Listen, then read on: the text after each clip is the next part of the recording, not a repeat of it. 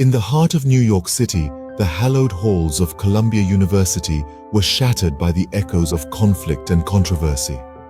A night that started as a peaceful protest turned into a scene of chaos and disarray, as law enforcement, clad in riot gear, stormed the campus, leaving an indelible mark on the storied institution. The incident unfolded as pro-Palestinian protests were taking place on campus, a response to the ongoing Israel-Hamas conflict. The spirit of peaceful activism took a violent turn as acts of vandalism and violence were reported, prompting the university administration to call for police intervention. As the evening wore on, the police presence grew, their ominous silhouette a stark contrast to the iconic architecture of the university.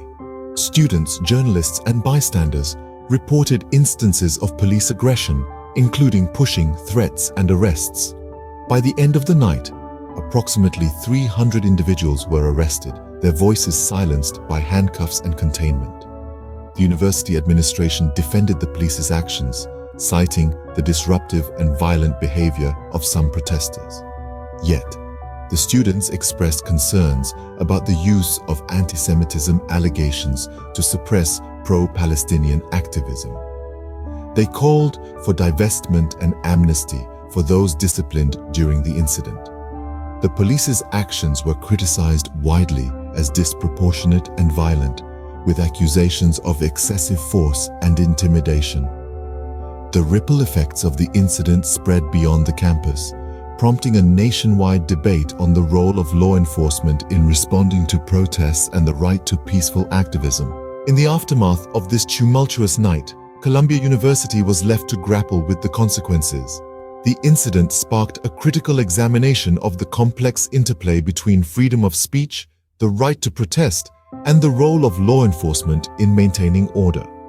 To summarize, the incident at Columbia University began as a peaceful protest in response to the Israel-Hamas conflict. The protest escalated into acts of vandalism and violence, leading to the intervention of law enforcement. The police's actions, which included forceful removal of protesters and around 300 arrests, were widely criticized as excessive and violent. The university administration defended the police presence, but students called for divestment and amnesty for disciplined students. The incident has ignited a nationwide conversation about the balance between the right to protest and maintaining order.